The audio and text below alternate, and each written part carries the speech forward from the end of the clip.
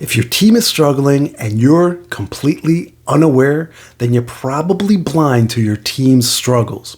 Let's talk about that today on this episode of Home Business Hustle. Hey there, my name is Isai Rodriguez and I'm your friend. And this is where we build your leadership skills and your home business profits one actionable tip at a time. So hit the subscribe button, ring the notification bell, and let's get started. So today we're diving into a topic that's, it's going to smack some sense into your leadership game. I'm talking about whether you're totally blind to your team's struggles or not, right? So I strap on your seatbelts because this is going to be one heck of a ride, right? So, all right, let's get real for a second, okay? So success can bring a lot of perks with it, for sure. Things like money, power, fame, you name it. But it also brings choices.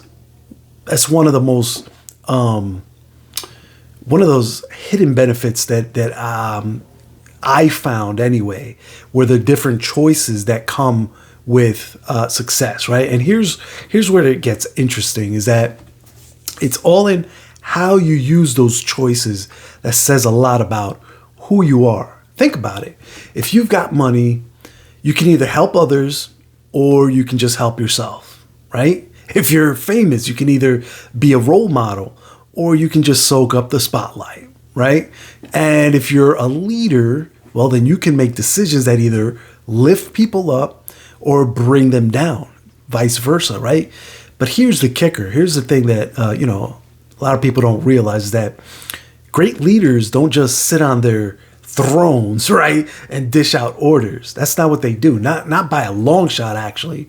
The best leaders actually get down they get down and dirty with their team, right? They see the world through their team's eyes, right? They feel their struggles because, for the most part, a leader is usually with their team, running side by side.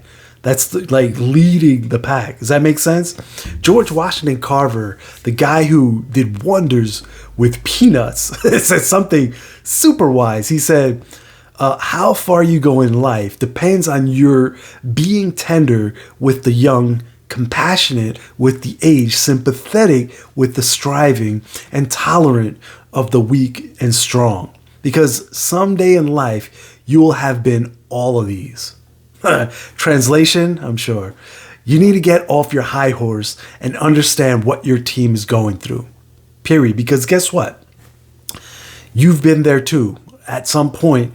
You know what I mean? Or if you haven't yet, you will be someday, right? So how does this apply to us in the direct selling, network marketing, and home business arenas, right? Well, this is actually pretty simple when you think about it and you process it. Is that your team members are out there busting their butts, right? Day in, day out, they're hustling, they're dealing with rejection, they're juggling family and work, they're trying to hit their goals just like you did when you started, right?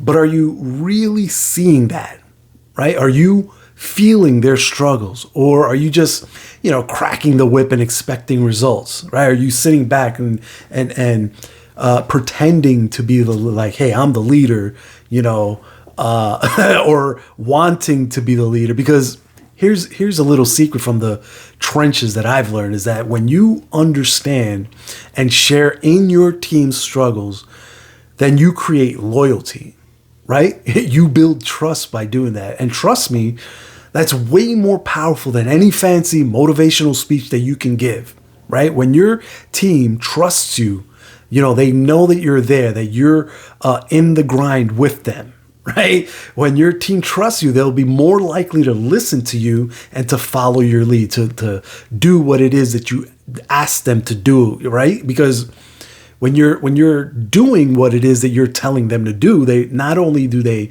hear you say what they should be doing, but they see you doing it, right? And that creates trust. And again, they're good, your team is going to do what they see you do, not what you tell them to do, right? They'll be more willing to go that extra mile for you and the team, right? They'll be more likely to share their ideas and suggestions with you, right? They'll be more likely to be honest with you, even when it's, when it's hard and difficult, right? They'll be more likely to work together as a team and support each other. They'll be more likely to stay with your team, right? And be committed to their work, right? Think about it. Think about that for if one of your team members is struggling with rejection, instead of just telling them to just keep going, sit down with them, share your own stories of rejection, right? Let them know that they're not alone, right? Be that constant companion, that shoulder to, I'm not going to say to cry on because we're all professional business people, but at some point there's going to be certain times where you need to be human, right? So be that human for your team, that person that they can lean on in that 5 or 10 minutes that they need to let go, if you will, right? Show them how to deal with it, right? Maybe you have someone on your team who's feeling overwhelmed with balancing family and work. I know I was there, at one point, and sometimes I feel like, I need to spend more time with the family, right? So it happens to the best of us. So don't just tell them to manage their time better. Be more helpful. Be more compassionate, right? Share how it is that you dealt with it, right? Offer that, give them practical tips that have worked for you. And if maybe you don't have the answers, right? Because that's a possibility. We always, we all start down low. We all start at a point where maybe we don't have all the answers, right? Then reach out to your mentor, right? That's what they're there for. Or you should have a mentor anyway, right? So, and above all, just be there for them. Like I remember when I personally was just starting out, I had a leader who they didn't just throw advice at me. He was great. I learned a lot from him, actually. When I came to him with different obstacles, he took the time to understand my struggles, what it was that I was going through, and helped me think through these problems, right? He walked with me, I should say, in my own shoes. And because of that, I didn't just respect him, you know what I mean? I trusted him wholeheartedly. I wanted to follow him even closer. I wanted to hear more from him. I wanted more advice, right? So here's the bottom line. If you're blind to your team's struggle, you're not leading, period. What you're doing is dictating, all right? And no one wants to follow a dictator. Am I right? So be a real leader. Be human. You got to be there for your team. You need to see your team, understand what it is they're going through. I'm talking about really seeing them, right? Feel their pain, share their joy, their excitement, right? Walk alongside them.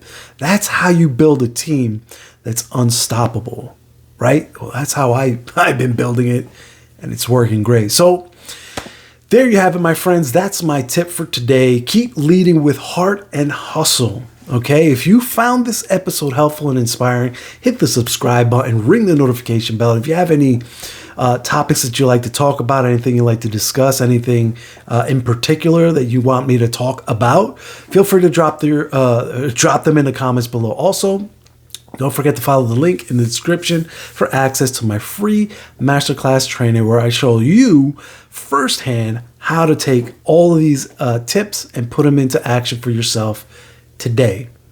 All right, until the next time, I want you to stay legendary, and I'll catch you on the next episode. Take care now. Bye.